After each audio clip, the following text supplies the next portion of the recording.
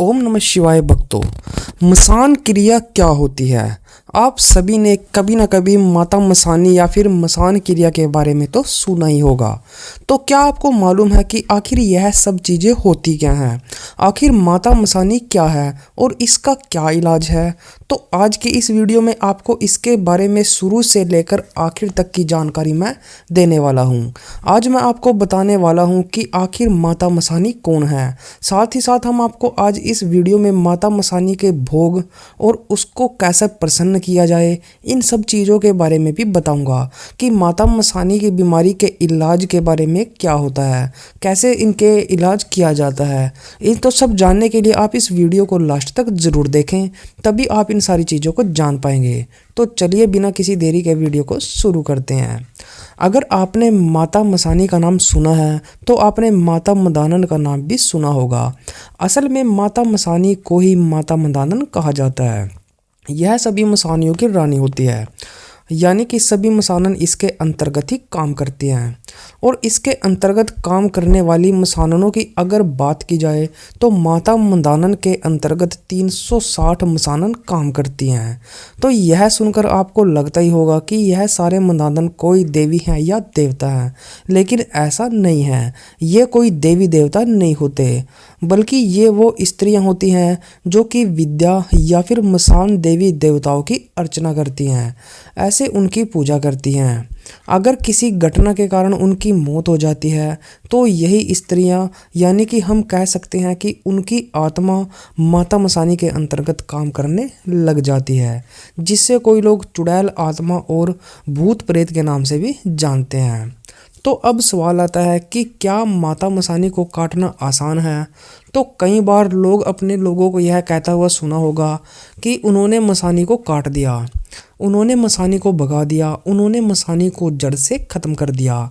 पता नहीं लोग क्या क्या कहते रहते हैं। उन्हें कभी भी यह नहीं कहना चाहिए कि उन्होंने मसानी को काट दिया या फिर भगा दिया, बल्कि उन्हें ऐसा कहना चाहिए कि हमें मसानी के रोग को दूर कर लिया है और उससे मुक्ति पा ली है।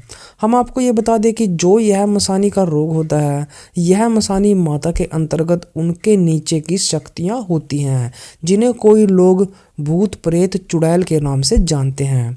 भले ही इनके पास माता मसानी के मुकाबले थोड़ी कम शक्तियाँ होती हैं, लेकिन यह शक्तिशाली इतनी भी कम नहीं होती कि उन्हें कोई व्यक्ति आसानी से काट सके। मसानी को काटना बहुत ही मुश्किल काम होता है, क्योंकि माता मसानी के आगे बड़े बड़े देवी देवता भी हार मान जाते हैं। उनकी कृपा के बिना किसी भी देवी देवता की शक्ति हमारे पास नहीं पहुंच सकती। इससे आपको यह तो पता चल ही गया होगा कि माता मसानी को काटना आसान बात नहीं है। आपने सही समझा, मसानी को काट यानी उसके रोग से मुक्ति पाना मुमकिन है, लेकिन आसान काम नहीं है। अब समझिए कि मसान क्रिया क्या होती है। हमने कभी न कभी यह तो सुना होगा कि कई लोग मसान क्रिया करते हैं या फिर किसी के ऊपर मसान क्रिया किया जाता है। तो आपको क्या मालूम है कि मसान क्रिया आखिर होती क्या है और इसे कौन करता है और इसे किया ही क्यों जाता है? तो हम आपको बता दें कि जो मसान क्रिया सोचने में भले ही हमें ज़्यादा खतरनाक ना लगती हो, लेकिन यह बहुत ही ज़्यादा खतरनाक वाला काला जादू होता है। इसे कोई आम इंसान बिल्कुल भी नहीं कर सकता। इसे सिर्फ वही इंसान कर सकता है जो शमशान की विद्या जानता हो। अब आप यह सोचेंगे कि आखिर शमशान विद्या जानने वाला व्यक्ति यह क्रिया करता ही क्यों है? तो हम आपको बताएं कि मसान क्रिया किसी दूसरे व्यक्ति के ऊपर प्रयोग की जाती है ताकि उस व्यक्ति के सारे काम बिगड़ सके, उसके घर में कभी खुशी का माहौल ना हो और उसके सभी काम अशुभ होने लगे। अब हम आपको बताएं कि आखिर यह कैसे किया जाता है। तो इसको करने के लिए शमशान की विद्याओं का जानना जरूरी होता है। यह क्रिया शमशान विद्या जानने वाले आदमी के द्वारा शमशान में मौजूद भटकते प्रेत आत्माओं को दास बनाकर किया जाता है। इसका प्रयोग किसी व्यक्ति पर किया जाता है जिससे कि उस घर में भूत का साया आ जाता है और उसकी वजह से कभी भी उस व्यक्ति का कोई भी काम शुभ नहीं होता। सभी काम में कुछ न कुछ अशुभ होता रहता है। कई स्थितियों में तो आदमी की मौत तक भी हो जाती है। इसलिए यह बहुत ही खतरनाक और काला जादू है। यह काफ़ी खतरनाक होता है। अब हम आपको बता दें कि आखिर क्या होता है मसान रोग। तो आप किसी ने यह बोलता सुना होगा कि उसको मसान रोग है, उसे मसान की बीमारी हो गई है, किसी ने उनके ऊपर मसान क्रिया कर दी है। तो क्या आपको मालूम है कि मसान बीमारी क्या होती है? तो इस बीमारी को हम इस प्रकार से समझते हैं कि यह हमारे ऊपर भूत प्रेत का साया ही होता है, जो कि शमशान विद्या जानने वाला व्यक्ति हमारे ऊपर करता है। इस मसान क्रिया में आदमी को मसान की बीमारी होती है। उस व्यक्ति के घर में शांति का माहौल नहीं रहता। व्यक्ति को सपने में बहुत ज़्यादा अशुभ चीज़ें आती हैं, जैसे कि वो सपने देखता है खुद की सीढ़ियों से गिर गया है। कई बार आदमी को बहुत ही ज़्यादा पेट में दर्द होता है, जिसकी वजह से बहुत ज़्यादा पीड़ा होती है। आदमी चिड़चिड़ा हो जाता है। यह बीमारी बहुत खतरनाक होती है। इसका इलाज जितना जल्दी हो सके करा लेना चाहिए। मसान रोग के लक्षण जो थे वो हमें आपको बता दिए हैं। अब बारी आती है कि इस बीमारी को कैसे हटाया जाए। अगर इस बीमारी से मुक्ति पाने की हम बात करें तो इस बीमारी के इलाज के लिए आपको संबंधित माता मसानी को भोग लगाना होता है, ताकि आपको इस बीमारी से छुटकारा मिल सके।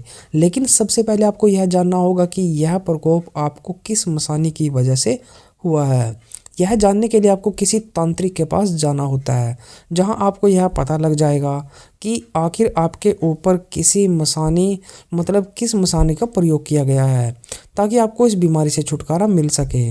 अगर आपके ऊपर किसी तांत्रिक में यह किया है तो वह भी पता लग जाता है।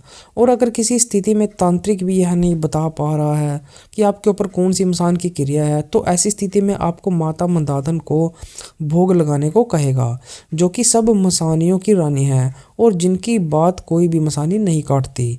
लेकिन आपको खुद ब खुद ही अपने ऐसे इन कार्यों को नहीं करना है।